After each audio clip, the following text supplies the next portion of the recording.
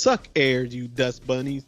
Welcome to the St. Canard FOWL, a Darkwing Up podcast. I'm your host, Will Santana, and I'm Mike Russo, and I emerge once again, singed but triumphant. Mike, I'm half excited, half not excited about this episode we got going on today, man. Are you?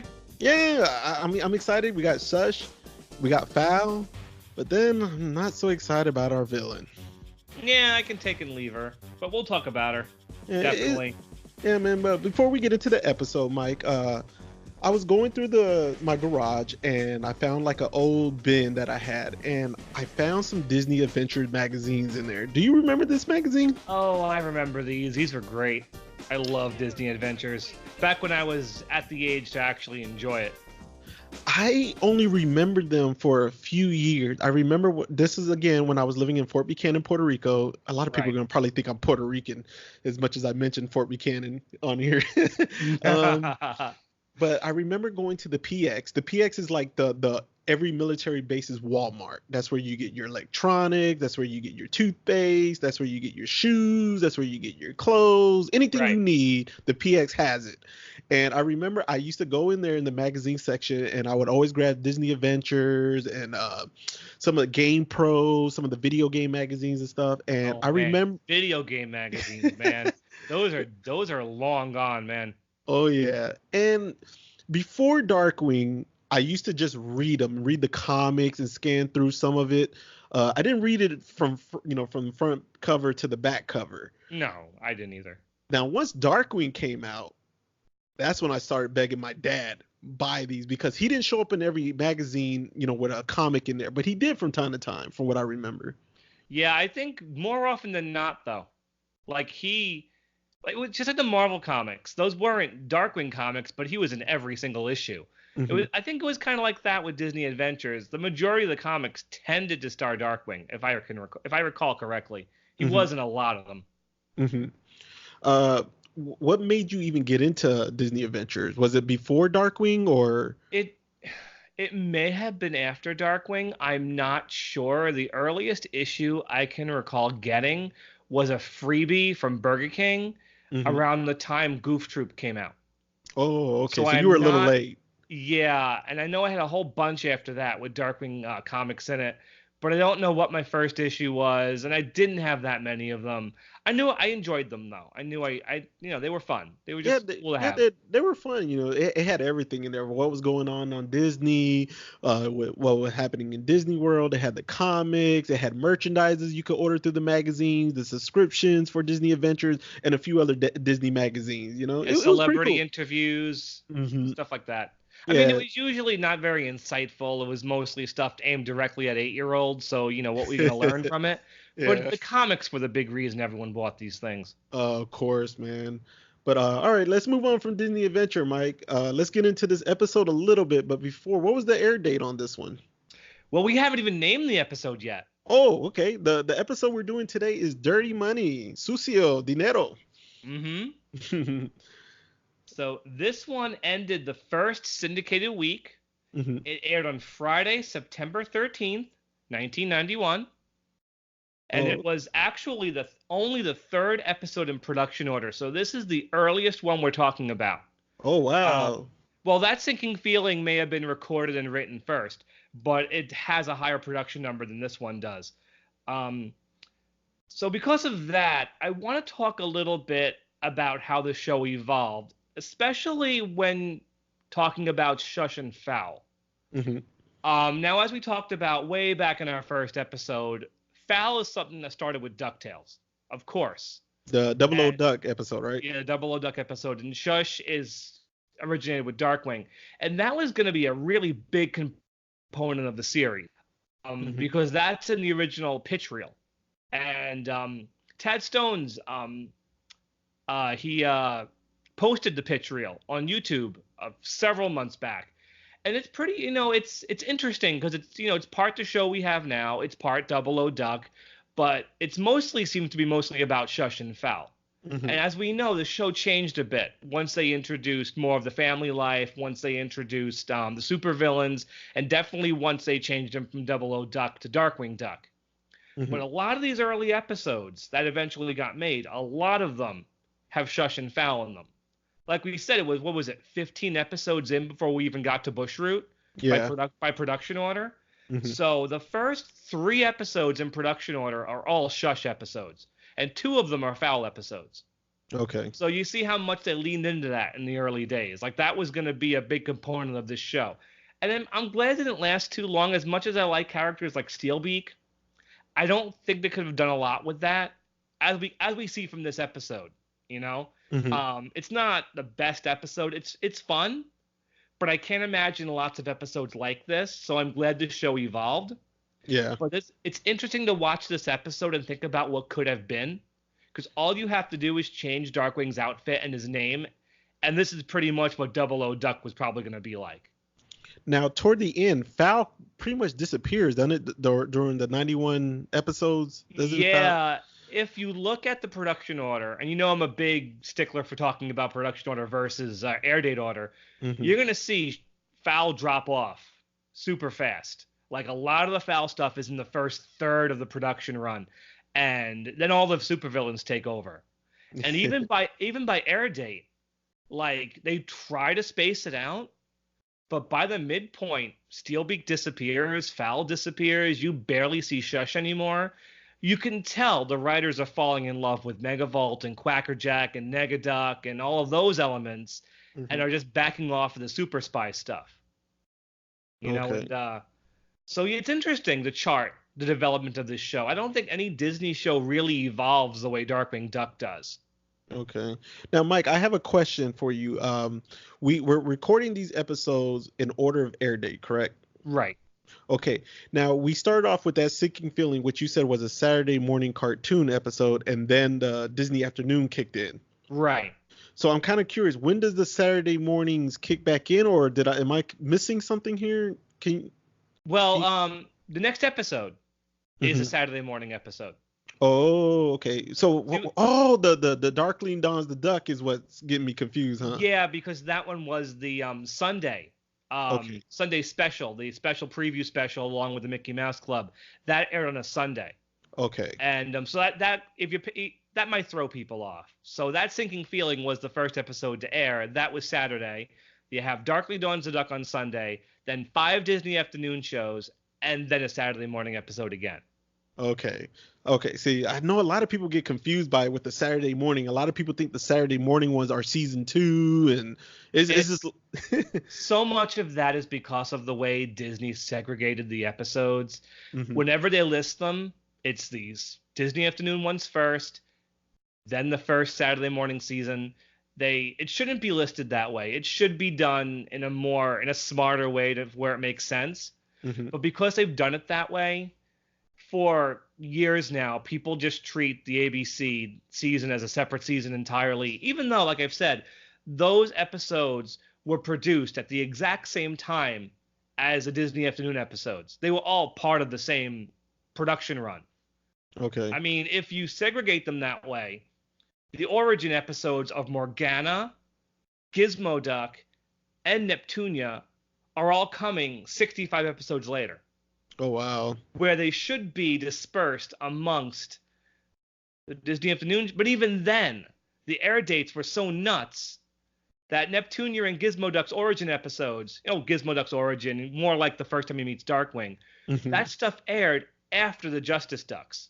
And when we do those episodes, I'm going to go on a rant about how the air dates screwed everything up with that. Oh, yeah. Don't you worry, because that was a complete mess. Oh, yeah. But yeah, so every Saturday morning for 13 weeks in a row, they would air a new episode. Okay, so and I appreciate you clearing that up, Mike, because, like I said, I didn't have Saturday morning cartoons like that with ABC until I came back in the States in like 93, I think it was, when I came back to the U.S. Yeah. So you missed all of these. Yeah, I missed all that. I think it was like 92, 93 maybe when I came back, and that's when my dad was stationed in Fort Riley, Kansas. So that's when I got my official Saturday morning cartoons. And, so they were new to you. Yeah, it was new to me. Yeah, I just, from the very beginning, I insisted we do it this way because it paints a better picture of what it was like watching these in real time. Okay. To leave that Sinking Feeling to the very close to the end of the podcast makes no sense when it was like one of the first ones, you know? Yeah. And to not talk about Fungus Among Us or Negaduck until almost the end, that's to me that's insane. I want to talk about those as soon as I can because they're classic episodes. It won't whiffle while you work. Well, we're gonna be a while before we get to Quackerjack. I mean, he's clearly a character they come up with later. But once we get to him, he'll be popping up with really high frequency anyway. So it's just a wait to get to him. Yeah. Well, when we get to him, you're fired. I don't need you anymore. You know. I don't need your opinion on him. Just be all me. Well, then you tell me who animated Whiffle while you work. I'll be here waiting. All right. Well, Mike, who wrote and animated Dirty Money? Okay. Well, our story editor was Tad, which doesn't shock me because it's a really early episode. Mm-hmm. These establishing episodes, I'm not shocked that he worked on that. And the writers were John Benke, Rob Humphrey, and Jim Peterson. So they had written Beauty and the Beat, so we have some return writers now. Mm-hmm. And the animation team, whole new studio we haven't talked about yet. Okay. And it's part of the reason why I do like this episode as much as I do. Because for the last 4 episodes, we've had Sun Woo. You know how I feel about Sun Woo. Yeah. And so this studio is from Seoul, South Korea. This studio is called Hanho Heung-Up. Hanho Heung-Up. I think I don't know if I'm pronouncing that correctly. But they were founded in 1984, and they actually worked on a lot of shows. Alvin and the Chipmunks, Care Bears, the original Ninja Turtles, Rescue Rangers, Gargoyles, and they actually worked on a bunch of even Bob's Burgers to talk recent shows. Mm-hmm. And so they didn't do too many Darkwing Duck episodes at first. They only did a very tiny handful. In fact, we're not going to talk about them again for a while. But what I like about them is their animation is very cartoony and loose, which with a lot of like silly expressions, rubbery movement, and it's very manic, which works for this episode because this one's a bit more, I wouldn't say violent, but Darkwing really gets beaten up in this one. Yeah, I like some of their angle shots that they had on here, especially of the bridge, man. It was really cool. Like we got different angles of the bridge that we've never seen before. Yeah, this isn't a bad studio. I mean, sometimes they're a little bit off model, but I kind of like it. Mm-hmm. I mean, there's a lot of scenes in this episode of Grizzlikof brutalizing Darkwing that threatens to be a little brutal, but their animation is so goofy that it really works. And they have other episodes they did Double Darkwings, they did Quack of Ages. And then Disney went back to them like toward the end of the series and used them a lot on like Jailbird, The Haunting of Mr. Banana Brain, Bad Luck Duck, and most of the second season ABC episodes. So even though they're a pretty minor studio now, and we're not going to talk about them much, by the end of the show, they're like the only studio working on it. Okay. Which is very interesting how they're very minor now, but they do come back later. And that's really all I really have to say about them. Their animation is why I like this episode so much. Mainly, I think if it had been animated by Sun Woo, I probably wouldn't feel very highly about it. Mm-hmm. But I like it. I think visually it's fun. Okay. All right. Well, Mike, let's get into the episode, man. How does the episode start off? So we start in the bank, and we meet 2 characters for the very first time. We meet J. Gander Hooter, and we meet Agent Grizzlikof. So let's start by talking about J. Gander Hooter. I wonder where they got that name from. J. Gander Hooter. Yeah, I don't know. Change a couple of consonants here, and there you go, J. Gander Hooter. He's the head of SHUSH, and he's voiced by Danny Mann. He's got way too many voice acting credits to list, so I'm not even going to bother. The one thing interesting about him is going through his resume, he generally plays more miscellaneous characters, not like headliners, mostly characters that pop up like once or twice. And going through his resume, like I said, Jay Gander seems to be one of his bigger roles, especially for Disney. Mm-hmm. And he also voices the one of the FOWL High Command in this episode too, the only one who talks. Yeah. And so yeah, Jay Gander, he's the head of SHUSH, and he believes in Darkwing 100%. Oh yeah. Darkwing can do no wrong in Jay Gander's eyes. Yeah, he loves that Darkwing's unpredictable. Yeah, he was in the original pitch reel, so he's an original. He goes back, Jay Gander. He was looking exactly how he did. They didn't change his design at all. Hmm. And he loves Darkwing. He thinks he can do no wrong. He loves calling in on missions, and that really aggravates Agent Grizzlikoff.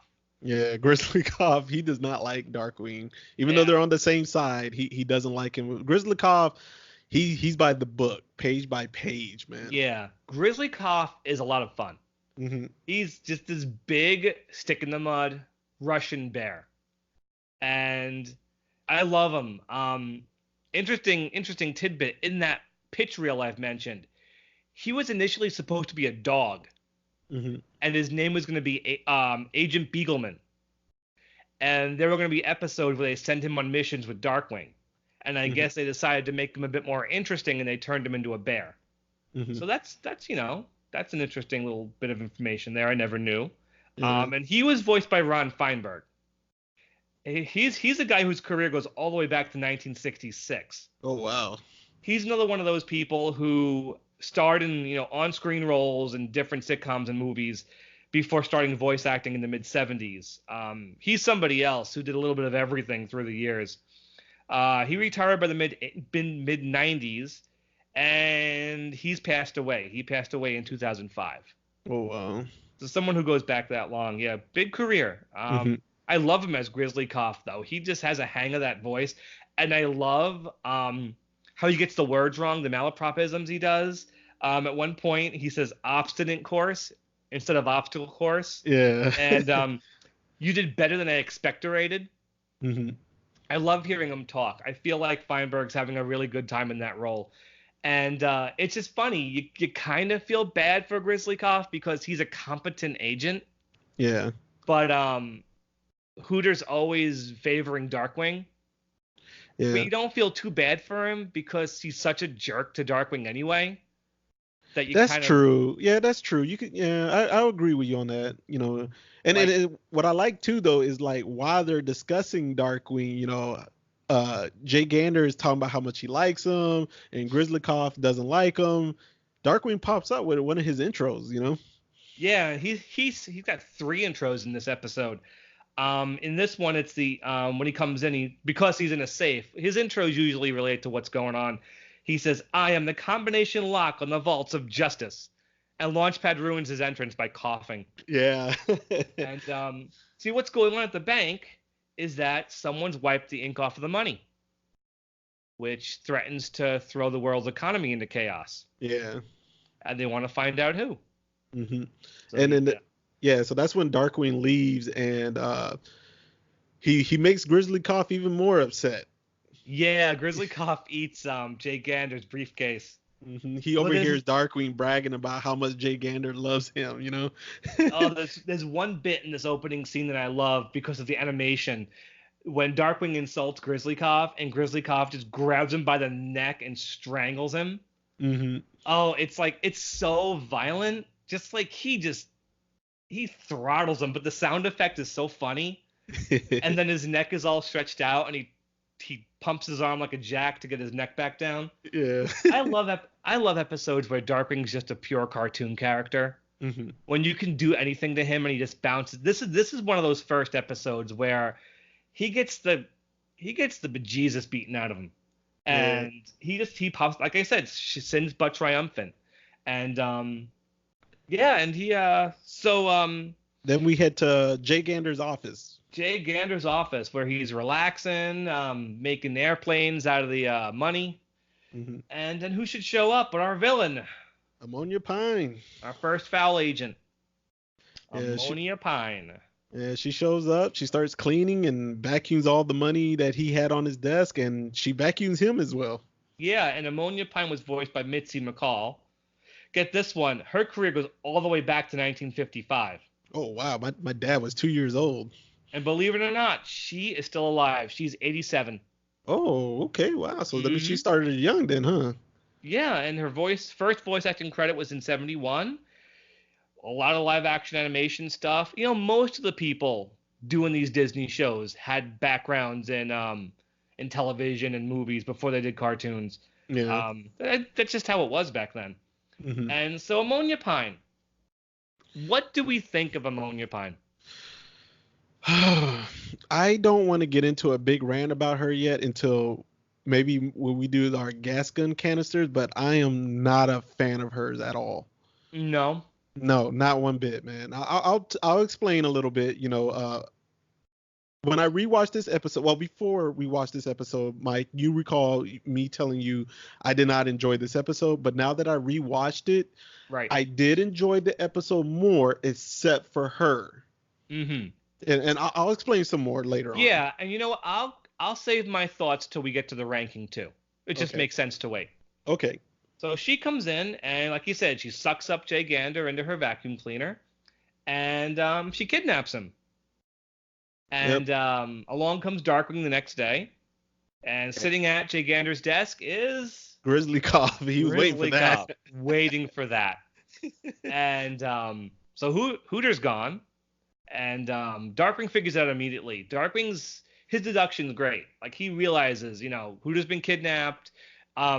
Whoever kidnapped him was using a vacuum cleaner. Whoever it was is just the person who was, taking the ink from the money. Darkwing figures it out right away. Yeah. He's ready to jump into action. But is Grizzlikof gonna let him? Of course not. He wants it by the book. He's got to fill out the forms, the paperwork. And of course, Grizzlikof there's more fun animation here. When Grizzlikof tells Darkwing Hooter's been kidnapped, there's this great shocked expression on Darkwing's face. Oh yeah. And then Grizzlikof grabs him by the cape and pulls him back, knocks him to the floor, and then throws the book at him. So hard it throws him out of the room. It's great. He hits him with the book. Darkwing goes right out of the room. It's just, the animation's so fun in this one because it's just so bouncy and lively. I love it. And so the only way for Darkwing to work on this case is to complete a training course. Yep. This might be my favorite bit in the episode. Oh, this bit is hilarious, man. All three parts of this are fun. So what does Darkwing have to do first? The first thing was the tires, correct? Yeah, jump on the tires, walk on the tightrope. And I love the line. It's always stuck in my head when he says, this isn't half as dangerous as visiting my barber. Yeah, and then he got smashed. He got smashed with the giant boxing gloves. And I think this is one of those instances where you have Jim doing that groan kind of hurt voice when he goes, I guess not. Yeah. And that's one of those things the voice director, Ginny McSwain, had told, Jim, that was funny. Remember that. Let's do that again, because he does it again in a couple of minutes, to the ninth degree. And then next, what does he have to do? The next part was the water with the alligators, right? More alligators. Mhm. Alligators are all over Disney shows. Just No, like Apes of Wrath. Yeah, no Captain Hook though. No Captain Hook. And so he has to retrieve the microfilm, which is odd. It's like a movie film reel. The oddest thing. I don't think someone knew how to draw microfilm. Mm-hmm. And he almost gets away. He's got alligator dentures stuck to his butt. Yeah. So what happened after that one now? Oh, this is my favorite part of the episode. Hey, I wanted to give you that one. I love this part of the episode. The goal is just to survive. And Launchpad puts the helmet on him. There's a target behind him, and Launchpad says, "Good luck," and Launchpad is out of there. And Grizzlikof just gets bigger and bigger weapons and just fires them at Darkwing. Yeah, it starts off machine gun, and then it goes like a missile, and then a bazooka. Yeah, he just won't go down.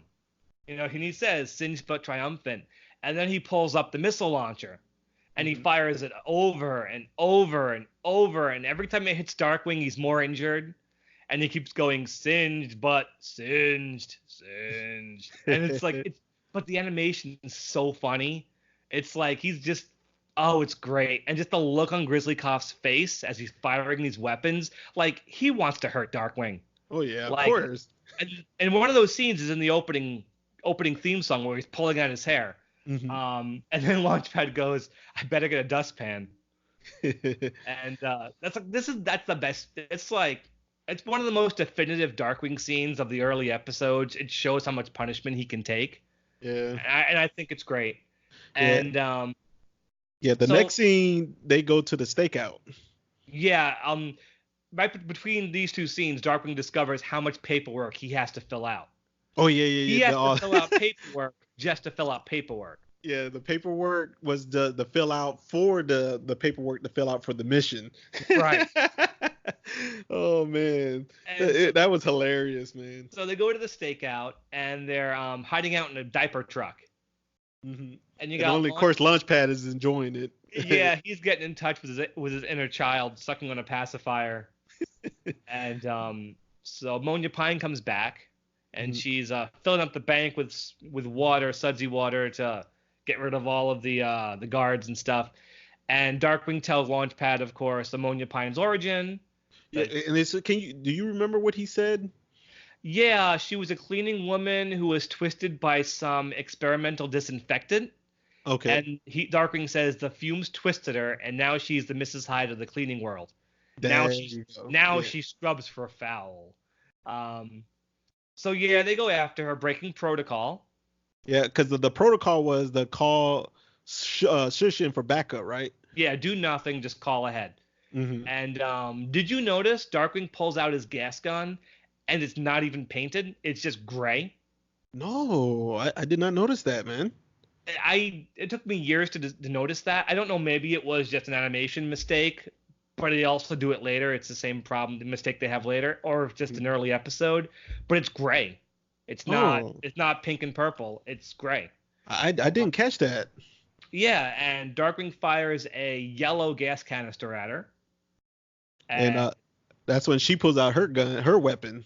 A bubble gun. Like, what is that supposed to do, really? I know, right? And she fires the canister back at Launchpad, and he falls asleep. Mm-hmm. So we know so far he has tear gas, laughing gas, and sleep gas. Yeah, sleep based gas. on what we've seen so far. And then she traps him in a bubble. And they float away. And Darkwing says, if we get to the river, we'll be okay. And we get more shots of the bridge here too. Yeah, like I said, it might have been at getting antsy. I like the design of this city. Mm-hmm. How it's got the city in the middle. It's landlocked. It's basically on an island with the bridge. And you get some good views of it in this scene. Like one really good one as they float away. Yeah. And so Launchpad's certain that the bubble's not going to pop until he sticks his finger in it, and it pops. And I feel like this bit with them falling goes on way too long. Yeah.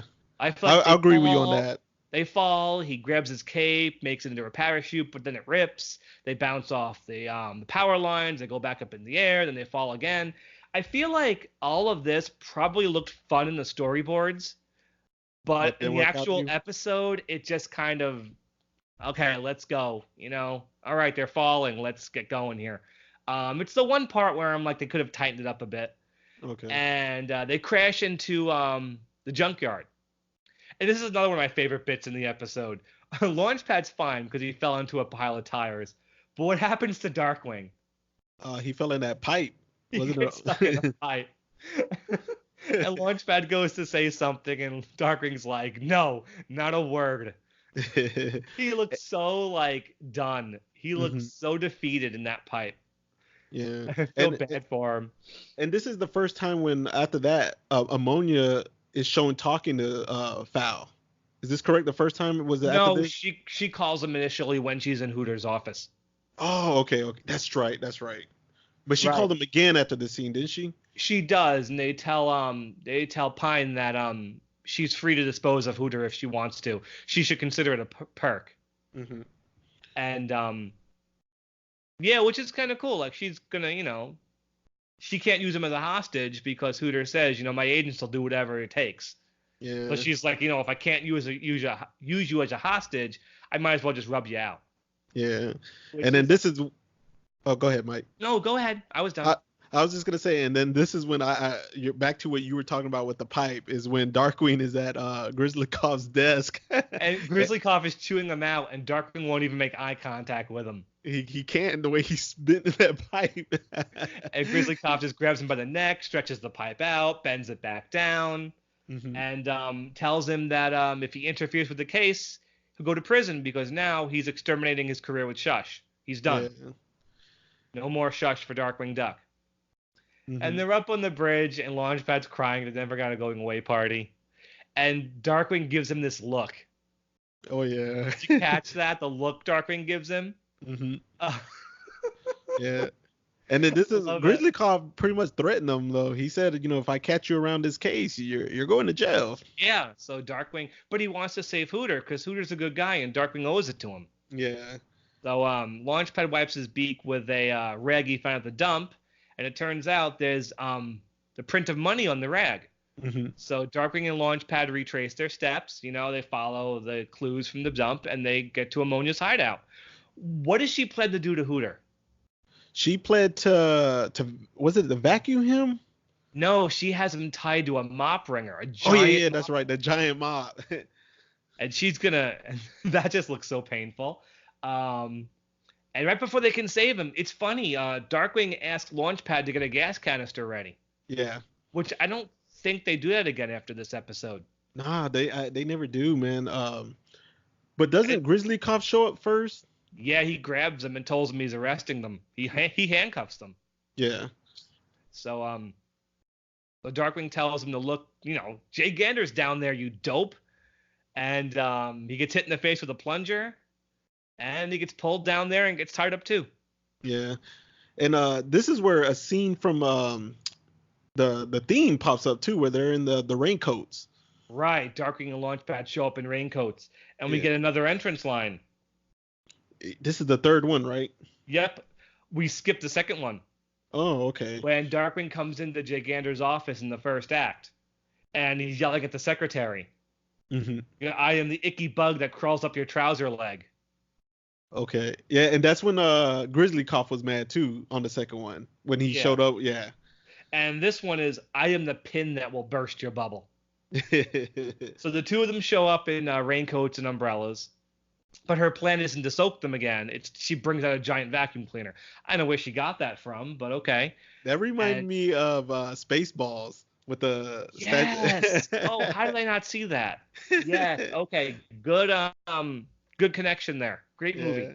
Yeah, it definitely reminded me of Spaceballs, man. That giant vacuum. So she sucks him into the vacuum, and they cover the vent with pages from the Shush handbook. Yeah. So the vacuum bag explodes, and Darkwing finally gets to fight Pine 101. Hmm. And this time her bubbles didn't really do anything. But they get to ride them, which is Yeah. kind of cool. They're fencing up in midair on bubbles. Hmm. So he defeats her, and she lands in the mop wringer. And you would think that would be painful because you see her fall into it. Yeah. But the sound effects she's making as she's getting squashed are so funny. It's Mhm. not even upsetting. You know what I'm talking about, right? Yeah. She's like, hoi, hoi, hoi, hoi. Mhm. It's great. And so she obviously she's not killed. She just gets flattened. So if she can get flattened, I don't know what Hooter had to worry about. Yeah. And So this is one of the few times you see other Shush agents too. mhm. They carry her out. Yeah, they carry her out and they take her away. And then the episode ends pretty much, right? Yeah, Darkwing says, this time we went by the book. Tosses it up in the air, hits Grizzlikof on the head, and we iris out. Yeah, we know he didn't really go by the book though. He No. just used the book. Yep. He just used the book. Hey, the book got some use. Okay, so Mike, man, what do you think overall of this episode? Like, did you like the Grizzlikof and Darkwing, beef? That's what I enjoyed the most out of it. Them two going at it, even though they're on the same side. Yeah, for the most part, I like their rivalry Mm-hmm. because you sympathize with Darkwing, but then you also sympathize with Grizzlikof. You do. The only time they were put together in an episode I don't like was that Bad Tidings episode when they end up on the deserted island together. Yeah. I'm not fond of that one, but otherwise I like Grizzlykof's appearance. I think he plays off of Darkwing very well. Okay. He's a pretty funny character. I like him. Mm-hmm. And I like this episode. It's a really early one, so I'm not going to be hard on it, Okay. I can't be. No Gosling, no Honker on this one. Yeah, no, we end the week the same way we began it, with Darkwing and Launchpad together. Yeah. And it's fun. Like I said, the animation really helps. It can be very goofy at times. It really helps some of the sight gags. It's fine. It isn't a classic. It's not even in the middle of the pack for me in terms of favorite episodes, but it's fine. I can't be hard on it. It's enjoyable. Okay, how many gas gun canisters are you gonna give this one? You know what? I'm just gonna give it 2.5. It's right there in the middle as far as quality. Mm-hmm. It's not a bad episode at all. So I'll just give it 2.5, and that's all really I can say about it. It's fine. Okay. I'm gonna give it 2.5. Even though I don't like the villain, and I'll get into that in a minute. I like the Grizzlikof and Darkwing rivalry. Mm-hmm. I like the obstacle course stuff. That's great. Yeah, it is great. I love the animation, man. I'm telling you, throughout the whole episode, I love the multiple angles and multiple shots. So that bumps it up for me a little bit. All right, now we're gonna get into the part that we might disagree on. I don't know where you're gonna be at on this one. I have no clue. You haven't really mentioned much about her before, but how many gas gun canisters are you gonna give our villain? You know what? I'm gonna go with 2.5 again with her. The reason why I am is I think something about Ammonia Pine. Not that I like her, she can be competent. She almost got away with this scheme. Mm-hmm. She kidnapped Gander Hooter. She almost killed him. She's more proactive than Steelbeak is, for example. He'll let underlings do his dirty work. She's in there, like, getting stuff done. Mm-hmm. My problem with her is she's so one note. Like, there's nothing to her. Like, she's just one big cleaning pun. Okay, so you're going to the direction where I'm about to go with her. Everything out of her mouth is a cleaning pun, and that worked with Bushroot because he's layered. There's more to him, but I feel like there's not much you can do with Ammonia Pine that wasn't done in this one episode. Yeah. And it's just like, after a while, it's like, okay, I get it. You're a cleaning lady. Enough with the puns, Yeah. And it gets to the point, the final act, it's nothing but, cleaning puns. Mm-hmm. And it's like, what are you going to do with the bubbles? It's just, she's got a bubble gun, and that's it. You know what? They shouldn't have brought her back. Like, if she was in this one episode, I would probably think a little bit highly of her. But she's such a one-trick pony of a villain. Okay. That the other 2 episodes she comes back in, I don't like. Okay. Because it's like, Ammonia Pine. I know she has some fans, and she's come back in the comics. I just, I don't like her all that much. How about you? Okay, I'm gonna only give her a 1.5. I feel the same way. Much lower than me. Okay. Yeah, a 1.5, and the reason is, like you said, I just didn't see nothing to her. Shooting the bubbles. She was stereotyped. She's wearing a bandana. She looked like Miss Beakley a little bit. I give her the half though because I love the voice of her. I love the voice actress for her. I just loved it. There's nothing much you can do. All you got to do is just dirty up a place and you're going to distract her, Yeah, and that's the big problem I have with her in later episodes. In this one, she's not like cleaning obsessed. Mm-hmm. She's using cleaning as, ways to her crimes. It makes sense.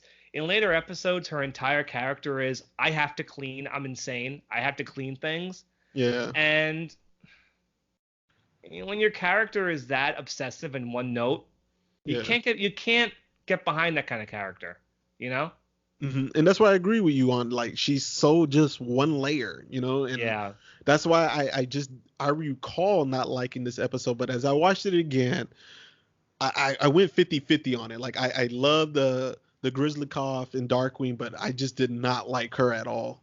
But I like the SHUSH and the FOWL being involved in it. I love Launchpad. He's hilarious in this one. Launchpad is always best, in my opinion at least. He's always best in episodes where it's just him and Darkwing. Yeah. I always felt Goslin is such an amazing character. She ends up hogging the spotlight. And as the series goes on, and we have months and months ahead of us of this to get to talk about this again, I feel like as the series goes on, Launchpad becomes a bit of a third wheel. But in these early episodes when it's just him and Darkwing, he gets to do more, he gets to say more, he gets to really be a lot more proactive with him.